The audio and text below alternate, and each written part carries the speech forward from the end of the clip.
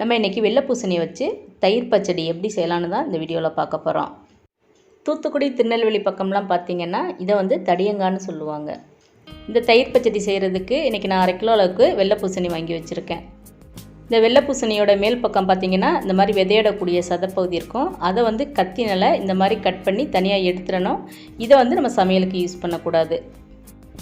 அதே மாதிரி அதனோட வெளிப்பக்கம் பார்த்திங்கன்னா கனமான தோல் இருக்கும். அந்த பச்சை கலரில் இருக்க அந்த தோலையும் நம்ம கட் பண்ணி தனியாக எடுத்துடணும். பாருங்கள், இந்த மாதிரி க்ளீன் பண்ணி எடுத்துக்கணும். அதுக்கப்புறம் இதை தண்ணியில் ஒரு தடவை நல்லா கழுவிட்டு சின்ன சின்ன பீஸாக கட் பண்ணி எடுத்துக்கணும். நான் வந்து இந்த மாதிரி கட் பண்ணி எடுத்துருக்கேன். முதல்ல தயிர் பச்சடி செய்கிறதுக்கு நம்ம வந்து தேங்காய் பேஸ்ட் வந்து ரெடி பண்ணிக்கணும். ஒரு மிக்ஸி ஜாரில் வந்து 1/2 மூடி தேங்காய் எடுத்துக்கலாம்.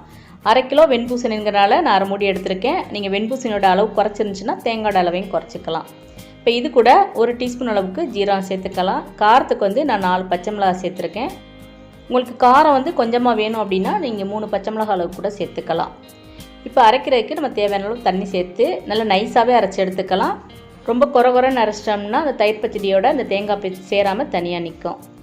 இப்போ ஒரு பேனில் நறுக்கி எடுத்து வச்சுருக்க பூசணிக்காயை சேர்த்துக்கலாம்.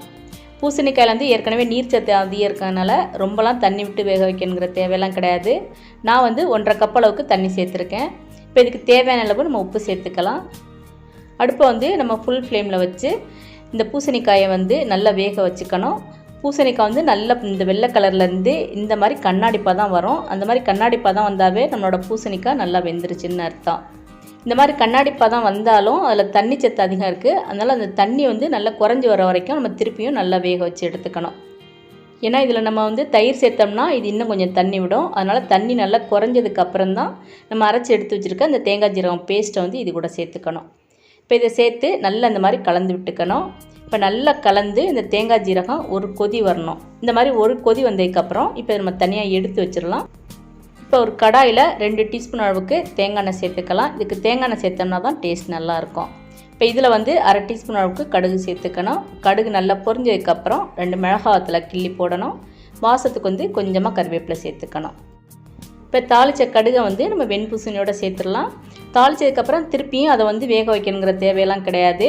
அடுப்பை ஆன் பண்ணாமையே இதை வந்து நல்லா இந்த மாதிரி கலந்து விட்டுக்கலாம்.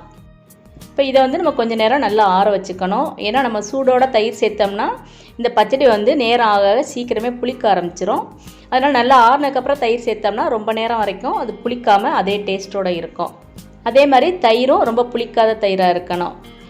நீங்கள் வந்து கொஞ்சம் புளிச்ச தயிராக வச்சுருக்கீங்க அப்படின்னா சாப்பிட்றதுக்கு ஒரு 1/2 மணி நேரத்துக்கு முன்னாடி தயிரை சேர்த்தா கூட போதும். இதையும் சேர்த்து நல்லா அந்த மாதிரி கலந்து விட்டுக்கணும்.